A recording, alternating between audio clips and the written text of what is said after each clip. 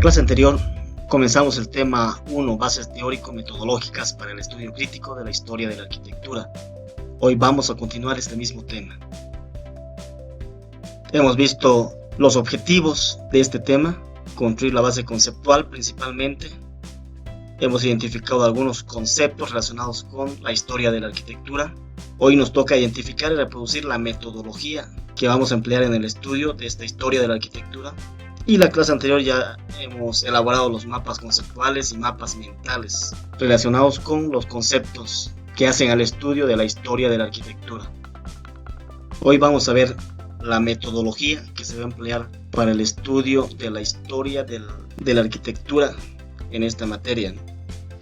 No es posible comprender los elementos formales, espaciales y simbólico-expresivos de la arquitectura y el urbanismo sin el estudio de la base socioeconómica que define su existencia. Eso decía Roberto Segre en uno de sus libros. Si hablamos de un periodo histórico, quiere decir que no es posible comprender la arquitectura de ese periodo sin conocer la parte social que se estaba viviendo justamente en ese periodo. Y por social nos referimos también a lo económico, ideológico, a lo político. En la Edad Media, por ejemplo, una característica ideológica era el cristianismo. Y cuando digo ideológica, también está incorporada dentro de lo social. O sea, ¿cómo responde esa ideología en este periodo? Pues con la construcción de iglesias. No solamente iglesias, sino también abadías, conventos, monasterios, que son edificios netamente religiosos en respuesta al cristianismo, desde luego. Entonces vemos que el diseño de un espacio como producto, espacio urbano o arquitectónico, se realiza en base a dos elementos: las necesidades de la sociedad, ya sea sociales, políticas, económicas o ideológicas, a través de medios geográficos, espaciales, tecnoconstructivos.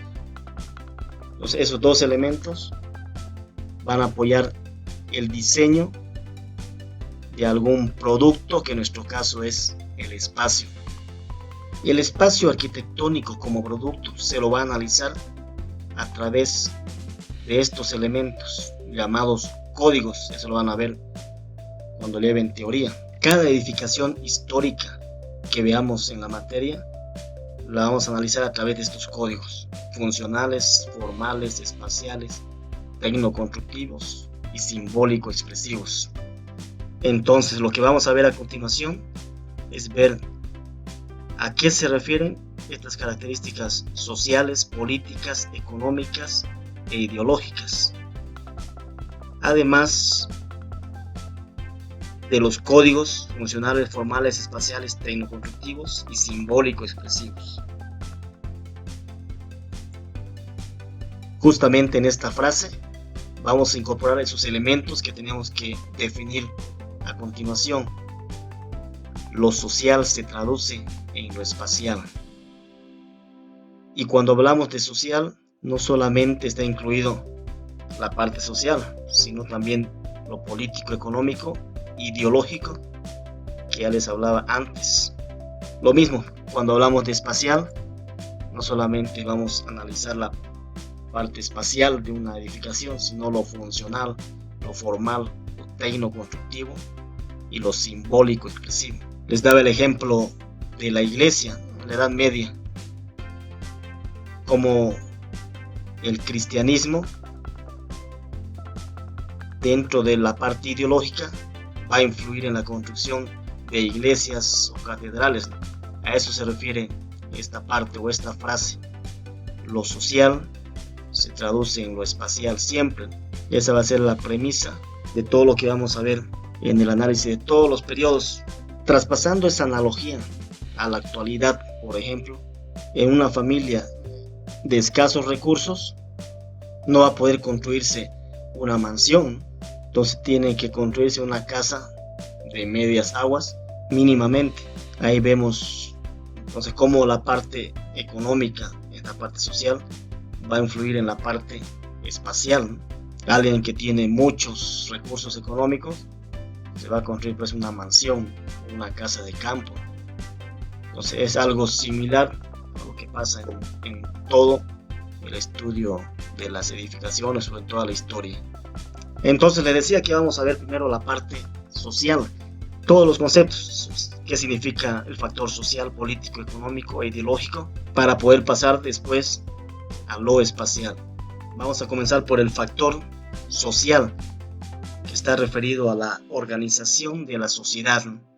Trata sobre grupos sociales, su composición, su evolución, sus características, básicamente las clases sociales que va a haber en cada periodo.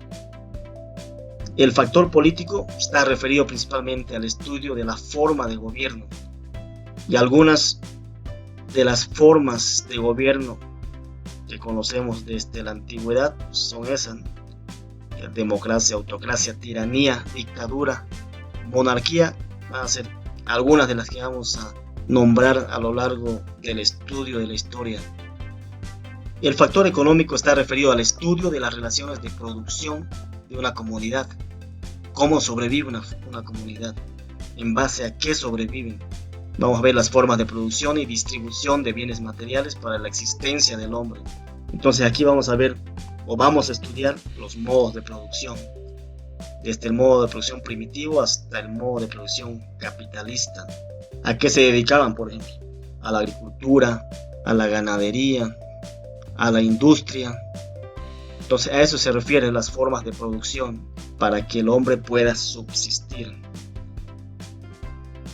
El factor ideológico cultural está referido al estudio de las ideas, las creencias, la religión o la ciencia. Por eso le llamamos ideológico. Al estudio de las costumbres y tradiciones. Por ejemplo, las ideas en Egipto sobre la vida después de la muerte y el cristianismo como religión, por ejemplo.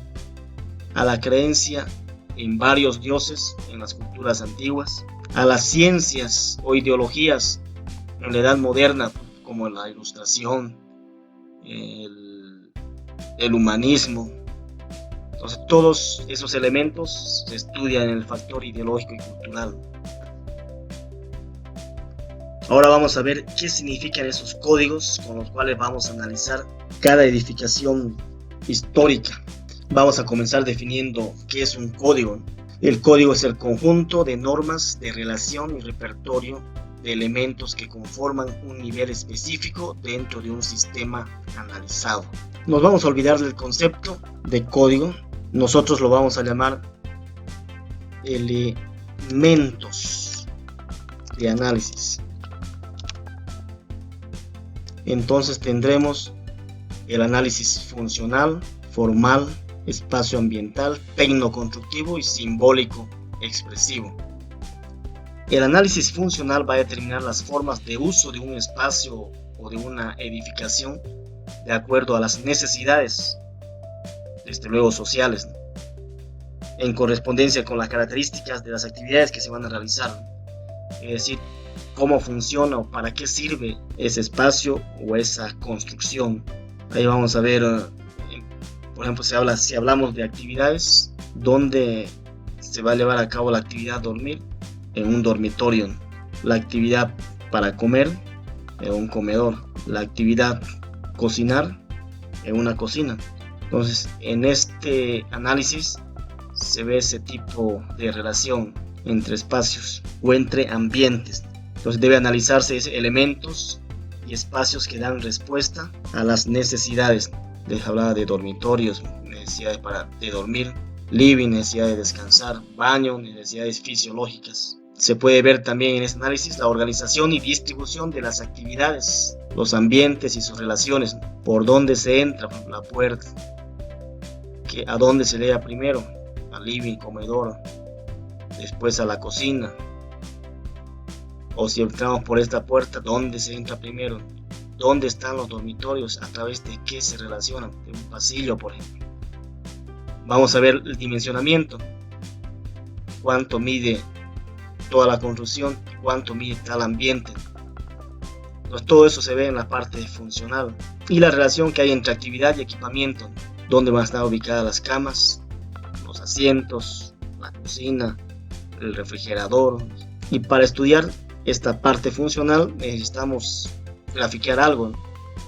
Justamente eso es lo que estudiamos en las diapositivas anteriores. ¿A través de qué se va a estudiar la parte funcional? A través de plantas arquitectónicas.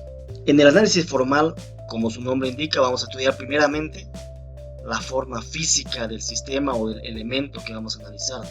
En este caso debe analizarse desde luego la composición formal, qué forma tiene esa edificación o ese sistema, la relación entre los componentes del sistema, la caracterización de la especificidad formal, es decir, el tamaño, color, textura, volumen y muchos elementos más que entran dentro de este análisis.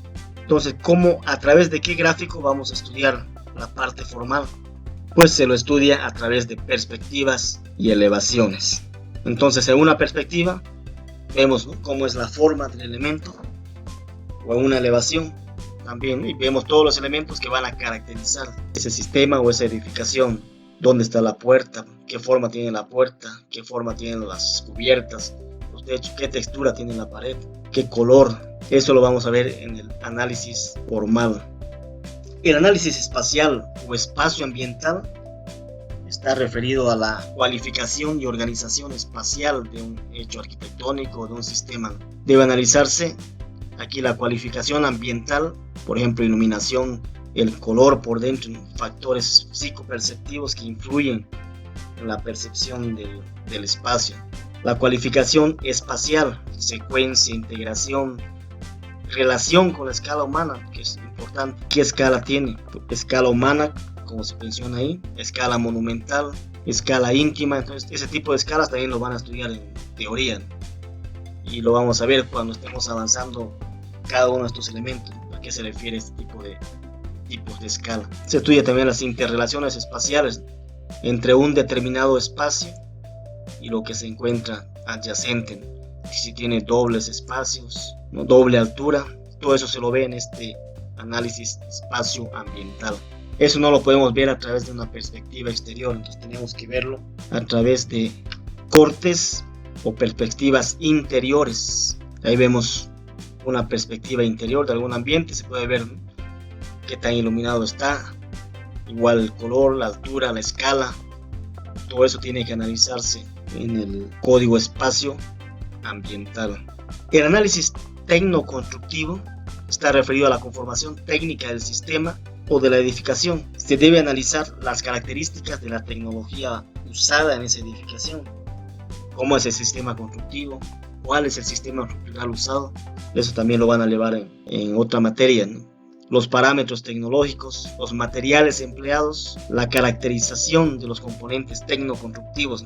Yo aquí le estoy adelantando a qué se refiere eso. Cuando lleven la parte de construcciones 1, van a llevar qué tipo de material, van a conocer los materiales y van a poder usarlo también en la caracterización de estos elementos. Hablamos aquí de materiales empleados, ladrillo, piedra. Este análisis se lo estudia a través de cortes o cortes de borde. Entonces, en un corte vamos a poder ver cuál es el sistema estructural, por ejemplo, si tiene vigas, arcos. En un corte de borde, más a detalle, vamos a ver qué tipo de material tiene, si son ladrillos, piedras, si es concreto. Justamente por eso vimos, ¿no?, a qué se refieren, qué es un corte, qué son cortes de borde. Finalmente, el análisis simbólico expresivo está determinado al valor simbólico de la obra. O sea, qué es lo que parece, qué es lo que hace parecer casa a una casa, o qué es lo que le da el valor simbólico a una iglesia, por ejemplo. En la imagen vemos una casa. ¿Cómo sabemos que es una casa? Quizá porque tiene una cubierta a dos aguas, tiene ventanas no tan grandes. ¿Qué pasa si a esa casa le ponemos una cruz en la parte superior? Ya le da como otro símbolo, ¿no?, otro lenguaje. Puede ser una iglesia ya sea católica, evangélica, pero ya tiene un valor simbólico diferente. Entonces, conociendo ya a qué se refiere la parte social y la parte espacial, vamos a ver un esquema de la metodología a emplear en el curso para el estudio de cada uno de los periodos. Esta metodología se va a utilizar, por ejemplo, para hacer los trabajos.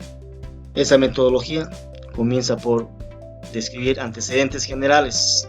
Como ejemplo, si habláramos de Grecia, tenemos que ubicar geográficamente la civilización griega y los límites cronológicos de la misma, cuándo empieza, cuándo finaliza. Tenemos que hacer un breve antecedente histórico de la civilización, como relatar un cuento de cómo aparece, cómo surge esa civilización, cómo se desarrollan. Y aquí se analiza el factor social, económico, político, ideológico de esa civilización, en lo que le llamamos análisis histórico. Esto es lo que tenemos que relacionar con el análisis arquitectónico.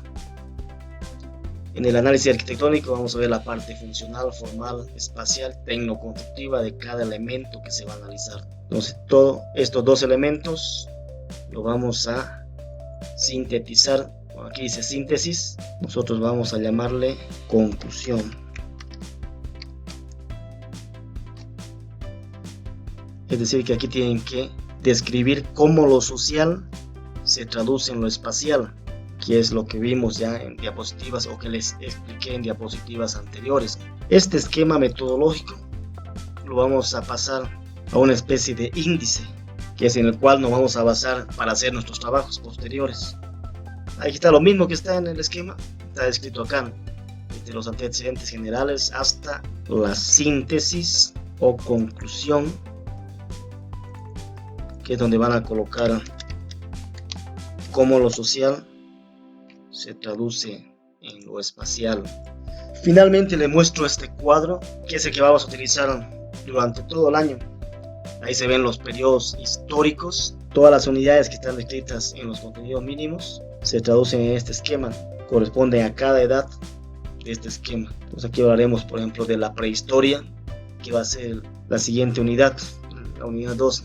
Vamos a estudiar la prehistoria, después vamos a estudiar todas las edades de la historia, desde la edad antigua, vamos a pasar a la edad media, la edad moderna, la edad contemporánea. Vamos a ver cuándo inicia y cuándo finaliza cada edad. Entonces, por lo menos tienen que memorizarse este cuadro. Todos los periodos, cuándo finaliza cada periodo, cuándo comienza, que está brevemente descrito acá, ¿no? Por ejemplo, la prehistoria inicia con la aparición del hombre, finaliza con la invención de la escritura en el cuarto milenio antes de Cristo. Esto lo vamos a volver a ver cuando analicemos esa unidad. La edad antigua va a comenzar con la aparición de la escritura en el cuarto milenio hasta el año 476 después de Cristo, que es la caída o corresponde a la caída del Imperio Romano de Occidente. La Edad Media, que justamente comienza en el 476 después de Cristo y va a finalizar a mediados del siglo XV, 1492, que es el descubrimiento de América, o 1453, que va a ser la caída del Imperio Romano de Oriente o del Imperio Bizantino. La Edad Moderna, que inicia a mediados del siglo XV y va a terminar a fines del siglo XVIII, 1789, que corresponde a la Revolución Francesa. Y finalmente la Edad Contemporánea, que comienza con la Revolución Francesa en 1789 y sigue desarrollándose actualmente. Entonces es necesario que sepan mínimamente lo que está contenido en este esquema o en este cuadro relacionado con las edades de la historia. Con eso finalizamos todo el contenido del tema 1.